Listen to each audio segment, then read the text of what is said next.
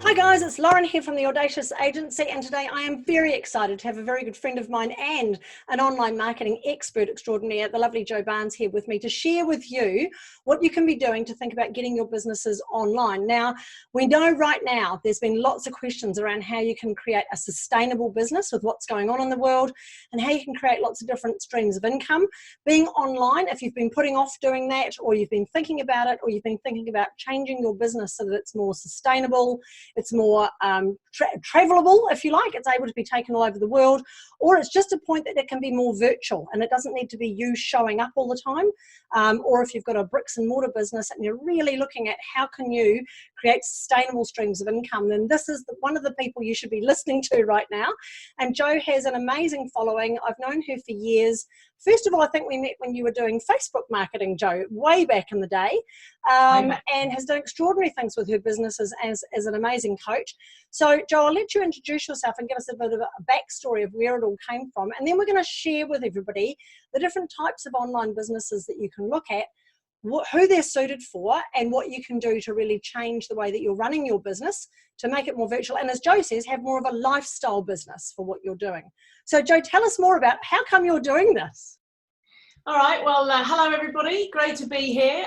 Please do excuse my very scruffy attire. I'm in a hotel room in Phuket at the moment in Thailand. We actually live here, but with everything that's going on, the schools have closed, so we thought we'd escape up to a little hotel up the road for a little while, and I brought no nice clothes, so this is it. This is what you get. But that's it. That's the whole point, you see, of a lifestyle business. Absolutely. This is what it's all about.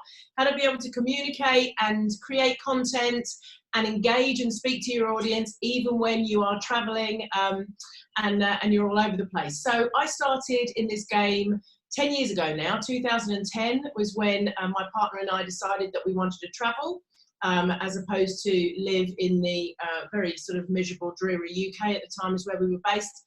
So we sort of picked up our 4-year-old under our arm and with not a lot, decided to head off to the sunny climes of Cyprus for a little while, house sitting for a friend, and we've really never looked back since. And the friend we were house sitting for happened to be an internet marketer. So I basically looked over his shoulder for a little while, figured out what he was doing, realized that we could make money while we were traveling. And since that time have built two pretty awesome businesses. One of them in physical products, over 7 figures a year, and the other one very close. Watch this space. Yeah, it's just been an amazing ride for the last 10 years. And we now live in Phuket, Thailand at the moment while my daughter goes to school and finishes her schooling. And as soon as she's finished, we'll get back on the road. But I was working out the other day, Lauren, we've visited or lived in now some 32 countries over the last 10 years. Brilliant. And have been able to build and run our businesses for the whole time while we've been mobile. And so now I have my blog, yourlifestylebusiness.com, and I have my Facebook group, Your Lifestyle Business, and I basically work with anybody who wants to build a lifestyle business. And by lifestyle business, I mean not a huge startup, not with massive overheads, not with your minimum viable products and all that kind of stuff, and investors and angel investors. I'm talking about people who want to build businesses where they might be making $1,000, $2,000, $5,000, $10,000 extra a month to give them the freedom to live and work from wherever they want to, whether it's a beach in sunny Thailand or their own kitchen table. Yeah, absolutely. So you can see why the timing is perfect to chat with Jo. And I've been in Jo's group, and there's some extraordinary people in there, and Jo offers just a huge amount of expert tips and advice and action steps. One of the big things we know about Jo is she's an action taker. Make It Happen Mondays have been something that we've really loved following you with. And yeah, if you really are at a point now, and let's be honest, with what's been going on at the moment, there really is a bit of a clarification coming for a lot of people. I think a lot of people are looking at their business model, they're looking at what they're doing, they're deciding, is this really where I want to be? Do I want to be offering these services? Do I want to have this bricks and mortar business? If I didn't have this, what else would I be doing? What am I doing with my time? Who do I want to spend time with? And what should I be doing? What do I want to be the expert for? And how can I create that as a business with all these multiple streams of income, including online? So Jo, the first question a lot of people ask is, okay, that sounds great, but what are the different kinds of lifestyle businesses that I could look at, and which one's going to be the best for me. So let's start off with the different kinds. I know you break it down into about 3 different types, don't you? Yeah, I do.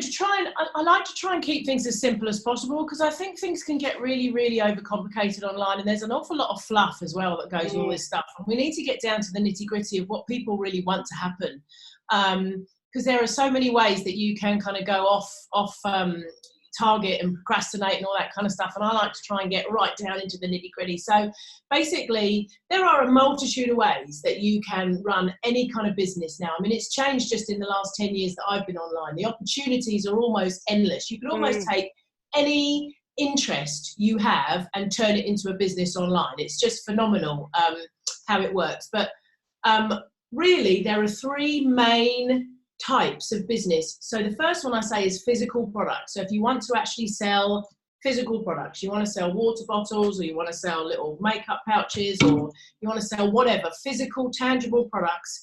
And you can do that via your own website using things like Shopify. You can do it on Amazon. That's what we did very successfully for a few years, selling physical products on Amazon.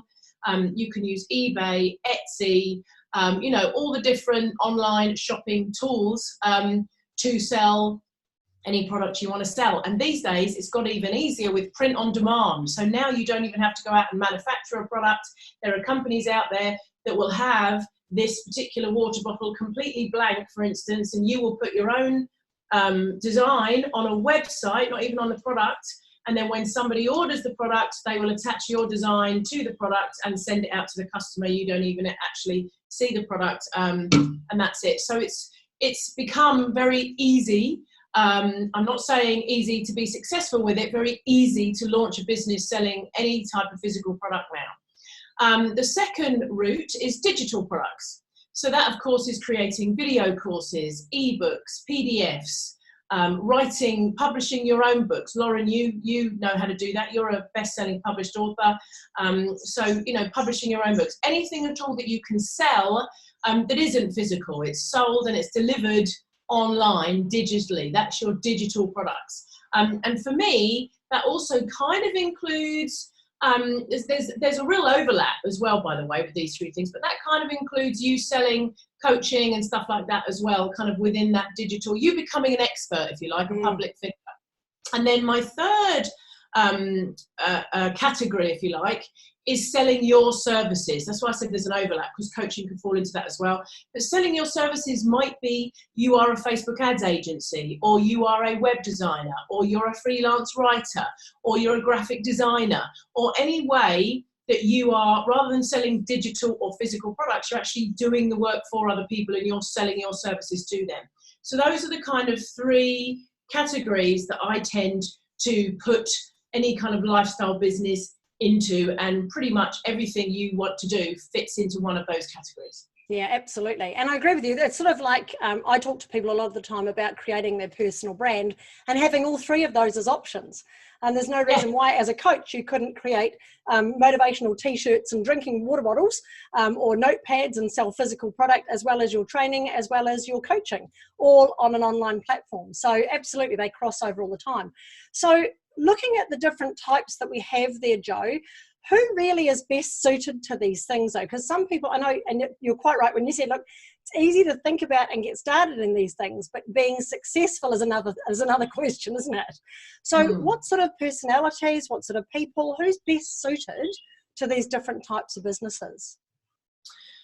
Well, that's an interesting question, Lauren. And let's start with somebody who perhaps wants to become a public figure and wants to become well-known, well-paid and wanted, yeah? Somebody who wants to get out there and they could actually do all 3, like you just said. So let's say they start a blog and they grow their influence and build their audience online with that blog. And then they're selling their services perhaps as a coach or a consultant. And as you said, they also sell some physical products based on the back of the audience that they've grown, okay? So certainly somebody who's quite confident, extrovert, and is happy to be a public figure for their business, an online lifestyle business is totally going to suit, without a shadow of a doubt, in any one of those categories, right? But I find that people get very nervous sometimes and come to me and say, Jo, what do I do if I'm not a public figure? What do I do if I'm actually quite a shy person? I don't want to be the main face. How does that work? Well, again, you can do all three of those, but I actually find that that kind of personality does lend itself to the e-commerce side of business, because now you're selling a product as opposed to yourself.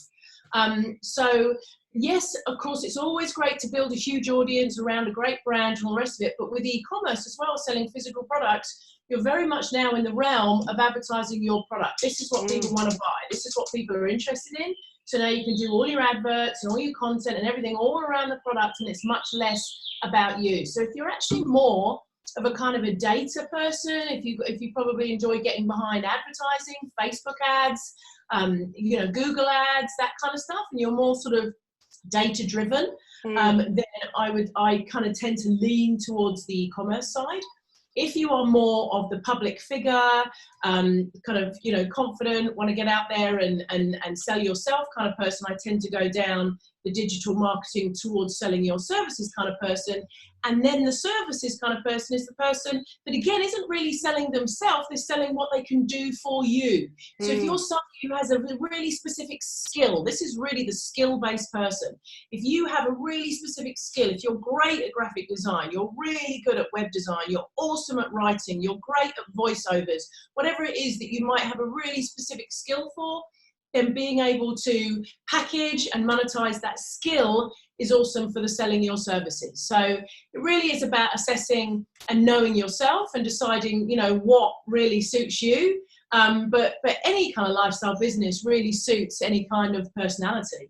Yeah, love it. And I love the fact that it's about making it easy, isn't it? Don't do the stuff that you know is naturally going to be difficult for you. You're going to gravitate to the stuff that is easier. So make sure you look at that. So when you're looking at these different types of online businesses as well, what if you've got someone like, say, for example, we work a lot with travel agents, real estate agents, personal trainers, accountants, a lot of their work that they do, and admittedly accountants and so on should be available online, and that's the way the world is moving. But what if a lot of your business is based to face-to-face dealing with somebody as a personal trainer or a real estate agent? What are some of the tips you can give them as to what sorts of avenues they could be looking at for online businesses to do with what they're currently doing now? So what are some of the streams of income that they could potentially, maybe some ideas for those sorts of business, service-based businesses that they could start looking at? Well, let me give you an example of a good friend of mine who is a personal trainer, actually, he's actually based out of Canada, and he won all sorts of awards for his personal training, stuff like that, but decided that he really did not want to do it physically anymore.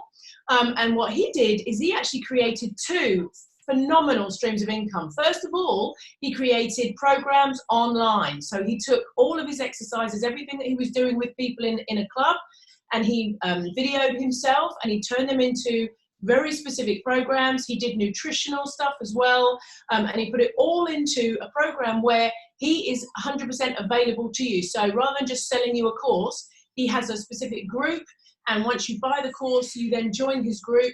So he's there actually, and he releases an email a day over 60 days or something, and he gets you to kind of layer your behavior. So you're doing different things each day to follow this nutritional and exercise program. And you come into the group and you talk with all the other people in the course, and you're all on the journey together. And, he only opens it every sort of 2 or 3 months so that he can have a group all working together on the same days. And so that's how he helps individual people. But clever man he was, as he did this and realized the success of doing this, he then created another stream of income where he started to teach other personal trainers exactly how to do this. So not only did he go business to consumer, he then changed and went business to business, where he went out to other gyms and trainers and said, hey, look, you can take your business online just like I've done. Here's how you do it. And so essentially he was coaching the coach, if you like, as well. Brilliant. And so that's how he turned his, what was a physical business, into 2 separate streams of income. And funnily enough, I was talking to a friend of mine yesterday, who thankfully, after an awful lot of travel and all the rest of it, has finally arrived in her home in lockdown in Spain. And she was talking to me about a friend of hers who's a hairdresser, and how they're terribly worried about, their business right now. And again, we brainstormed some ideas, and one of the ideas I had for the hairdresser was that she come online, she starts talking about hair, she starts talking about how to style your own hair at home, talking about maybe how you trim fringes, things like that, talking about how to colour your hair or dye your hair, and then she starts to build an audience of people who are interested in hair, how to add hair pieces, how to style, how to do all different things, and then she can sell hair products. So she can actually then build an audience around hair, and then actually sell physical products to her audience, which of course she can go and have manufactured locally, or go and find in, maybe not China at the moment, but India and other places, and she can actually then obviously ship and sell hair products. And one more, it's gone out of my mind now, but my friend Debbie here in Phuket, she has a music school, and Thailand have just closed down all schools, all international schools, music schools, entertainment, everything as we speak. And we were talking yesterday online, and we've set her up on Google Hangouts, and all of her teachers are now working from home, and they're all connecting with the students on Hangouts, and they're all doing all of the lessons online. So if you are some kind of trainer or coach or something, you might be a piano teacher, you might be a language teacher, you might be a maths teacher, it doesn't matter. You can globally connect with people all around the world, and you can offer lessons online via Hangouts, via Zoom, via Skype, via whatever way you want to do it. You can package those lessons up, you can create little packs, PDFs, lesson guides, all sorts of things, sell the whole thing as a package, and meet with your students once a week, twice a week, however often, and obviously, sell your courses online. It doesn't have to be done face to face. So there's just some ideas. Really good case study. So hopefully that has inspired, if you're watching this and you're thinking, what can I do? That's inspired you to look at your business differently. All of this is about adapting and being innovative with what you're doing, and realizing that with the internet and with these tools, we're talking about Hangouts, we're talking about Zoom, we're talking about all these other tools that are there, that you can be using to reach your audience. You don't physically have to show up. Really love the fact that you can also meld these different things together with services, with tools, downloadables, and product can all be in the same thing. The hairdressing story is fantastic as well. So please, if you're watching this, take those tips, apply them to your business. Look, just take a step back for a little while and look at how can you implement some of these ideas into what you're doing, and how you can actually start to interact with people online in a genuine, engaging, and relevant way, so that you're building that credibility, so that then they want more from you. And it makes huge sense, Joe, to do that first, to make that a priority, that you've got that credibility, so that then when you do get to say, oh, by the way, I've got these packs or this product or this download, then they already have the need, they already have the desire, and also they trust you. They trust that they're going to, spend their money wisely with you. So Joe, what are some of the key tips? I mean, if someone's looking at this and going, wow, there's a lot to take in. What's one of the first steps you think they should do when they're really considering how they can create a lifestyle business from what they're doing? Yeah, I think one of the very first things you need to do is you need to decide what you want to happen. I think that there is an awful lot of fluff, okay? And you could spend so much time kind of going around the houses. I was listening to a great podcast the other day. I can't remember who the guy was interviewing, but anyway, he was talking about how his ideal was that he wanted 2 or 3 clients a month to work with. He was some kind of cartoon designer or something. He wanted 2 or 3 clients a month to work with, right? And as he was talking, he was saying, so what I'm going to do is I'm going to set up this group, and I'm going to start building the audience, and then I'm going to do these training things, and then I'm going to have these big PDFs, and I'm going to do, and the guy was saying, well, hold on a second, what's your goal? What do you want to happen? Well, I want these 2 or 3 clients. And by the time the conversation had ended, it's like, forget all the fluff, just go for the 2 or 3 clients. So it's about deciding what you really want to happen. What is your end result? And focus on that first, because that's what you actually want to get to, and everything else can grow around it. But don't fill your head with lots and lots of stuff. Don't get caught up in the fact that you need to have 10 or 20 or 50,000 Instagram followers, or you must have X amount of people, or you must have so many people on your email list. Don't get caught up in those numbers. Know what it is that you actually want to happen, and start there. Start with that really, really clear vision.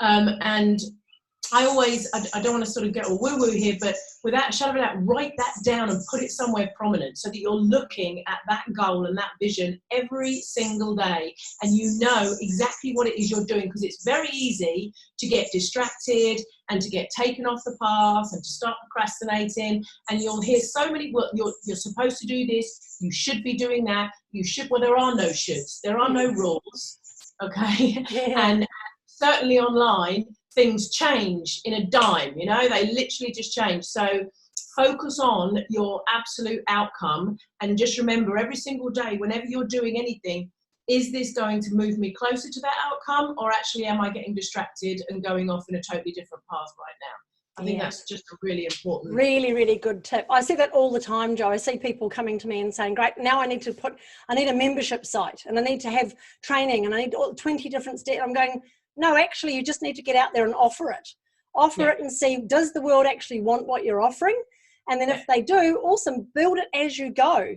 My first training that I did online, Maximum Velocity, my first really high level training I didn't have it all written down. All I did is I had the first lesson, and I took people, I promoted it, I filled my course, I got the first 12 people through that first lesson, and then while they were away doing their homework, I did the second lesson.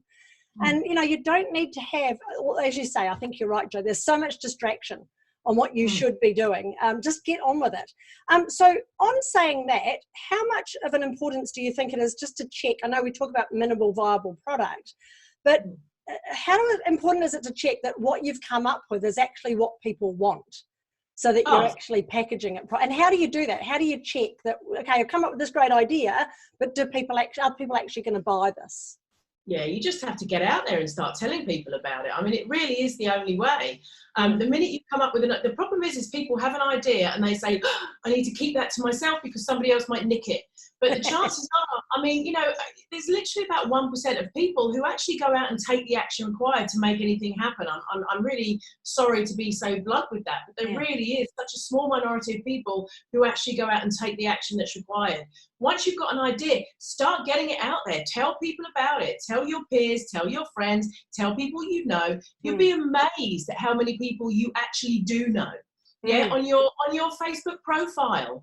You've probably got loads of friends on your Facebook profile that you can go out and say, hey, look, you know what? I've got this idea. What do you think? Do you think this is something interesting?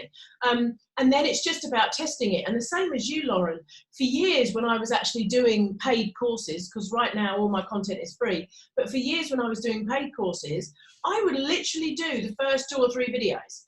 And I would go out and I would have a sales page, and I'd go out to everybody I knew and I'd say, hey, do you want this? Do you think this is good?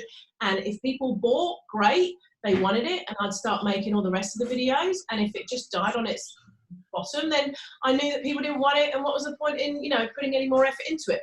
But what happens is as you grow and as you do build your audience and you do get to know your audience needs and wants and desires a lot more, then you'll start to find that you'll be able to start churning things out because you'll be listening to them. The other way, sorry to talk very fast, but another way to do it is simply to go out and look at what questions people have now. Look, the chances of your idea being so unique that somebody's not already doing it out there are very slim. So the chances are you have competition or people you can likely collaborate with. I like to call them collaborators rather than competition.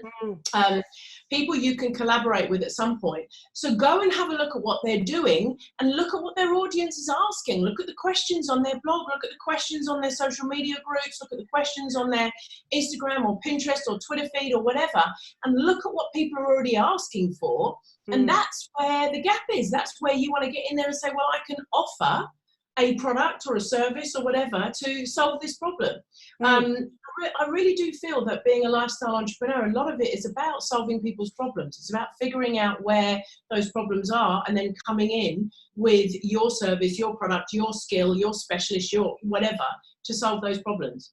Yeah, love it. I love it. And I love the fact that, look, it's not about making it perfect. It's about coming up with the idea, developing it and getting it out there. test it out in the marketplace. Look, if it works, like you say, awesome, great, and you'll keep in that vein, and you'll know you're on target.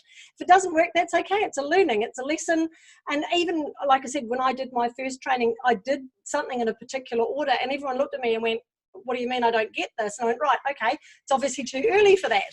Let's skip this lesson, we'll move to the next thing, and we'll do that later on, because it's not in the right order. So even just testing the order in which you deliver either your service or your product is a good way to do it as well, by getting it out there. And I know Sian Wilson's one of my examples I use all the time. She's a yoga instructor, and she came up with something called Yoga for Breakfast to help a more calm household with kids.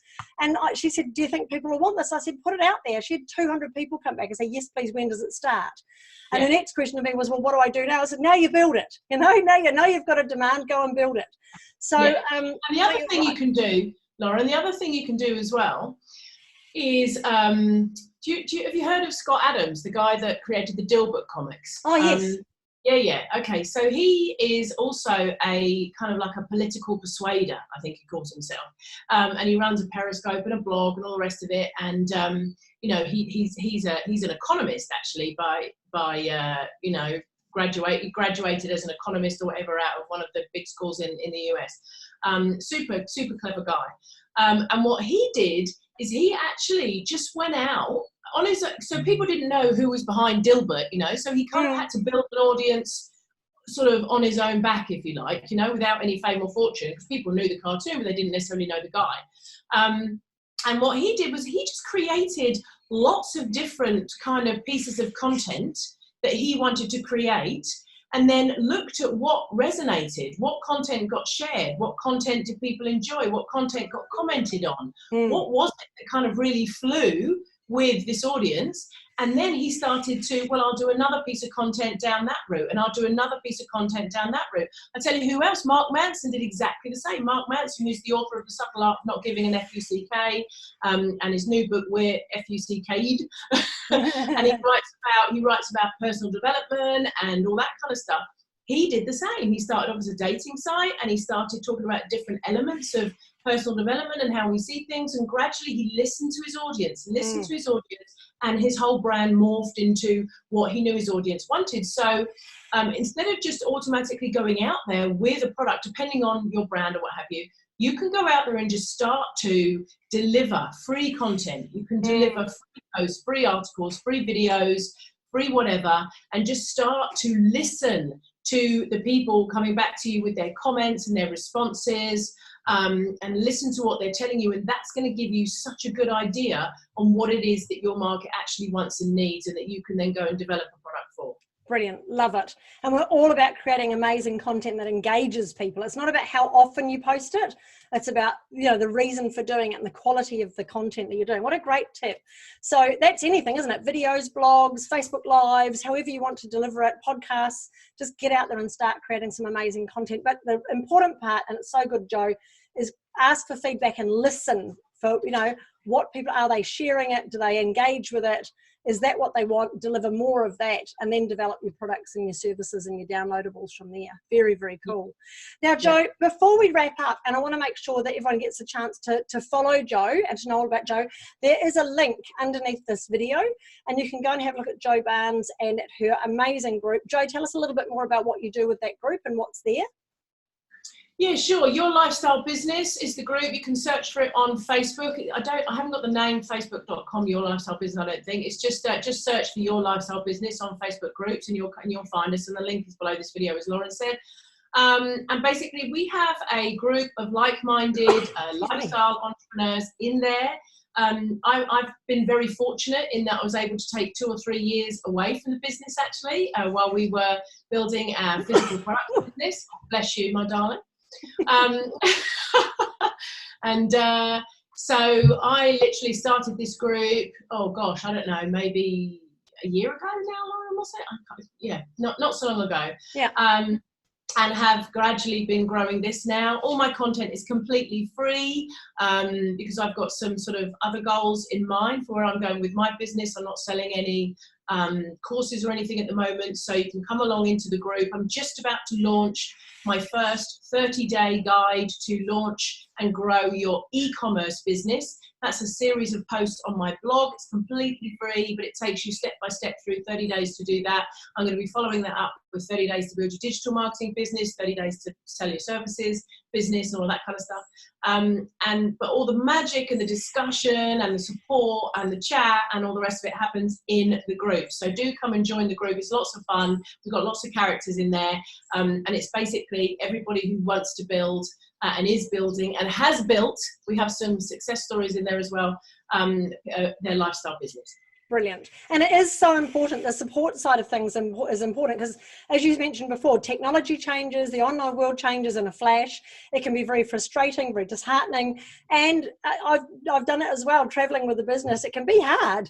You know, it's not always easy. You've got to adapt and all those sorts of things. So to have a group that is there to support you, laugh with you, cry with you, you know, give you inspiration and so on, it's really important. So jump into that group. The link is there. And learn more about what you can be doing to really create your business. And at the moment as well, if you are looking at your business and thinking, do you know what? This actually is a really good time for me to reevaluate where I'm going. Maybe I don't want a bricks and mortar business anymore. Maybe I don't want to be a real estate agent anymore. Maybe I want to create a lifestyle business with something that I'm really passionate about. Then maybe this is the time for you to look at it and to start creating this. As Joe said, start building it on the side and eventually turn it into something that you can use to either just change your life or travel wherever you want to, whatever you want to do. Create your lifestyle around your business rather than having this work-life balance thing. Just make it one thing and get it going. So Joe, before we finish up, I think maybe there's probably one other tip that we can probably share with people is maybe if they're still sitting on the edge and wondering about this, what's one of the biggest barriers, do you think, that stops people from jumping into this world of creating a lifestyle business? And maybe there's something you can help them to overcome that. I think it's all down to how people think about their own abilities and skill sets, to be honest with you, Lauren. I think, you know, over the years, while I've been talking to lots of different people about why they may not have got things off the ground, one of the really big ones is I don't know what to do. I hear so many people say to me, I just don't know what to do. I don't know what my passion is. I don't know what I should be doing. I'm not sure what I'm really good at. And my advice to that is just pick something, you know, because you can't find opportunity just by thinking about what you might want to do. It's only going to come to you when you actually take action. I am such a prime example of that. When I started in 2010, I fell into Facebook, you know, and I was teaching people how to use Facebook, but I didn't just want to do Facebook. It wasn't interesting enough. It wasn't expansive enough for me. I knew I wanted to do more, so I went into social media as a whole and started teaching people social media. But then I knew I didn't just want to become a social media person, you know, that wasn't for me either. I knew there was something else I wanted to do. So I created Online Marketing Addicts and I started teaching people how to build online businesses, but still that didn't quite sit with me. So then we started selling physical products and we were doing physical products and all of these things. While I was doing these, I was making a lot of money. We were traveling the world, we were having a great time, and we were making, you know, good money because I was putting my heart and soul into everything I did, because rather than looking for what is my passion, I was being passionate about everything I did along the way. That's how you find your passion, by actually being passionate about everything you do. And then eventually I realized that actually what I really wanted to do was to kind of get away from this whole entrepreneur status and the real fear of building a big business. And I wanted to teach people how they could achieve freedom. How do you get freedom? And freedom to me is not sipping cocktails on a beach, although that's very nice. Freedom to me is doing what you love to do, when you love to do it, from where you love to do it, and surrounded by the people you love to be with. That to me is freedom. So it's you being able to wake up in the morning and deciding that you want to work for 8 or 10 or 12 hours a day because you love what you do. Or you only want to do an hour or two because you've got other stuff planned and you want to go and see your friends or you're traveling or whatever. But it's having that freedom to be able to do what you want. And that comes actually from wanting a little bit less. That comes from not wanting to build $1 million company or, you know, $500,000. It comes from saying, do you know what, in order to live a great life, in order to have the most fabulous lifestyle I can have, I probably only need $5,000 a month. You know, that would do me. For some people that might be 10 grand a month. For other people it might be 20 or 50. For other people it might be $2,000 a month. You know, it's down to you. But it's not saying I want to be a millionaire. It's saying I want to have an amazing lifestyle. I want to live a fabulous life. And to me, a fabulous life is X, X, X, and X, and I need this to do it, you know? Yeah. And along the way, I want to enjoy what I'm doing. So let's say somebody makes jewelry, you know, somebody sits at home and in their part-time, they make jewelry. They love it. They just love making that jewelry. It's their passion, but they've got a 9-to-5 job as well. Well, if I can help that person sell enough jewelry to take over the 9-to-5 wage, then all of a sudden, boom, they've got freedom. Now they're at home, they're making the jewelry, they're selling the jewelry, they're doing what they love to do. They're not in a cubicle somewhere working for somebody else. It's bringing in roughly the same money they were doing while they were working, and they are happy because they're living their lifestyle, doing what they love to do. So when people say, I don't know what I want to do, I say pick something, because opportunity will come as you do it. I didn't know what I wanted to do at the beginning. I just went along a path and tried lots of different things until I finally said, yes, this is me. This is what I want to do. So, and you won't find that just by sitting at home with a cup of tea thinking about it. You need to be in the game, in the arena, making things happen. And then gradually over time, you'll think, well, I love doing that, but I hate doing that. And I love doing that, and I hate doing that. And gradually, as you grow, you'll realize, you'll go off into different paths. And don't worry that you're doing it in a public arena and that people might be watching you and you might have to switch your brand or do different things. Don't worry about that. I've changed my brand about bloody 10 times. It doesn't matter because first of all, you're really small in a massive scheme of things. You know, there are millions and millions of people online and you're really, really small. And secondly, the people that have fallen in love with you and love what you do, they'll follow you to the ends of the earth anyway. So, True. Be happy about finding yourself in a public arena. It doesn't matter. If it means that you're actually going to do something rather than doing nothing, then that's super important. It's just doing something. Yeah, and it's important to stay human, isn't it? It's not about being perfect. It's about being a human. So what great tips. I love it, Jo. You're so inspirational. It's fantastic. If you're not now motivated to go and find what you love, and regardless of finding what you love, just go and do something, anything to change what's going on in your life, then I don't know what else we can do for you. So that's cool. Hey, thank you so much, Jo. It's been an absolute pleasure to chat with you again today. As always, we could talk for hours, but please, I do encourage everybody, jump into Jo's group, go and find out more about what you can be doing, because right now is a great opportunity for you to be reevaluating your business, but more importantly, reevaluating what you're doing with your time, what you're doing to earn an income, what you're doing to spend time with your family or traveling or whatever it is you really want to be doing, and start thinking about how you can pivot, how you can adapt and innovate and do something that people need and want and love doing it, and create a life that you love. So thanks so much, Jo, for being here. Encourage everybody, please click on that link, go and find out more about this incredible group. And if you've got any more questions, you can hook up with Jo online in that group, ask lots of questions there, be part of that tribe. And I look forward to chatting with you again soon at another stage, Jo. I'm sure there's more things we can talk about. Absolutely. Thank you so much, guys. I look forward to seeing you in the group. Thank you for watching. Cheers. Bye, guys.